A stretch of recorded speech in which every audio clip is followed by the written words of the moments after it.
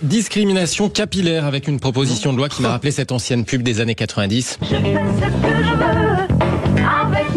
Je fais ce que je veux avec mes cheveux. L'Assemblée nationale va se prononcer dans une dizaine de jours sur ce texte qui ajouterait à la liste des discriminations passibles de sanctions pénales pour les employeurs celle relative à la coupe, la longueur, la texture des cheveux. Le but, par exemple, c'est que les employeurs ne puissent plus obliger leurs salariés à se défriser les cheveux ou à dissimuler leur coupe afro.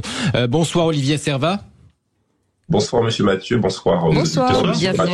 Merci d'être avec nous dans Les Vraies Voix sur Sud Radio. Député Lyotte de Guadeloupe, auteur de cette proposition de loi. Merci d'être avec nous. Pour vous, les discriminations déjà répertoriées dans la loi ne suffisaient pas. On a par exemple, si on prend les discriminations des coupes afro, ça peut pas être sanctionné en tant que discrimination raciste avec la législation existante ?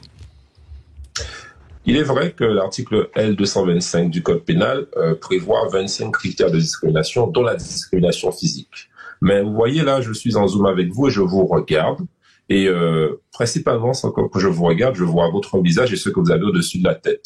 Je ne sais pas dire si vous êtes en situation de handicap, je ne sais pas dire si vous êtes obèse, je ne sais pas dire d'autres critères. Donc, indéniablement, ce critère physique capillaire est un critère qui mérite notre attention. D'autant plus que il y a une jurisprudence de Steward d'Air France qui a abouti après 10 ans de procédure où ce steward avait perdu en première instance et en deuxième instance pour discrimination. Et finalement, la Cour de cassation lui a donné raison, non pas sur le principe de discrimination capillaire, parce qu'il ne pouvait pas porter les cheveux en tresse plus longs que l'encolure, contrairement aux femmes, mais pour un principe de discrimination genre homme-femme. Donc j'ai identifié là un trou dans la raquette qui permet de pouvoir permettre aux législateurs et aux juges de pouvoir sanctionner cela. Et d'ailleurs, ça n'est pas qu'une question, je dirais, anecdotique. Elle ne concerne pas que les Noirs, faut bien le dire, puisque il est vrai que 2 femmes noires sur 3 se disent devoir changer leur coupe de cheveux lorsqu'elles postulent à un emploi. Mais il y a aussi une femme blonde sur 3, et rousse aussi, qui dit qu'elle doit, pour progresser dans l'entreprise, se teindre les cheveux en brun parce que ça paraît plus intelligent aux yeux de l'employeur. C'est aussi une problématique sanitaire. Parce qu'il est prouvé que les personnes qui utilisent des produits lissants ont 3 fois plus de chances d'avoir des cancers du col de l'utérus ou des fibromes. Et c'est aussi une problématique sociologique et psychologique parce que Jean-François Amadieu, qui est un professeur à la Sorbonne émérite, dit que s'aplatir les cheveux, c'est s'aplatir soi-même. Et quand on s'aplatit sa personnalité soi-même, on n'est ni bien pour soi, ni bien pour la société. Monsieur le député, j'ai le plus grand respect pour votre fonction, mais est-ce que vous me permettez de poser une question sous forme d'alternative? J'hésite entre le ridicule absolu ou le sérieux. Et apparemment, vous développez la thèse que c'est très sérieux ce que vous allez proposer, c'est refus de discrimination capillaire. Est-ce que ça ne montre pas tout de même que notre monde est tombé dans une forme de culte du dérisoire? Vous savez, nous sommes 777 députés et on s'occupe de plusieurs sujets et nous sommes les représentants du peuple. Ça m'est venu d'où? C'est une étude réalisée aux États-Unis qui démontre cela et une souffrance réelle. Et quand je fais toujours des auditions avec un certain nombre de personnes, qu'est-ce que j'apprends? Je vous ai parlé de l'aspect de santé publique.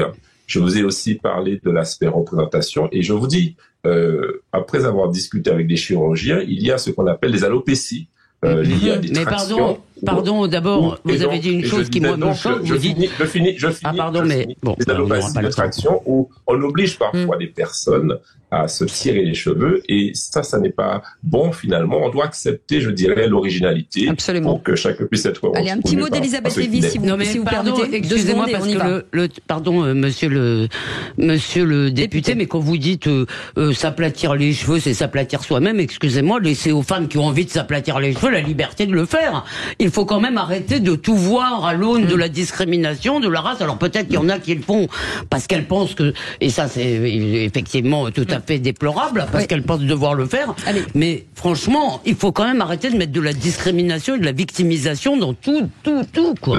La douleur d'autrui n'est qu'un songe, madame. Quand vous ne l'avez pas vécu vous-même, vous trouvez ça dérisoire. Je peux vous dire que pour ceux qui le vivent au quotidien, pour ceux qui sont obligés d'être aujourd'hui en emploi après s'être aplati des cheveux, qui veulent pouvoir retourner aux cheveux naturels et que leurs collègues ou leurs patrons leur disent tiens, aujourd'hui t'as pas les sur la tête, ça n'est pas la même situation. Merci cher monsieur le député Olivier Servat était avec nous, député Lyotte de Guadeloupe. Juste à dire que les femmes de 35 à 44 ans trouvent que les hommes les plus attirants sont les chauves. Donc voilà. Ça, ils ont bon goût. Ça, ils ont du goût. Oui, mais elle n'exclut pas Philippe Derrier.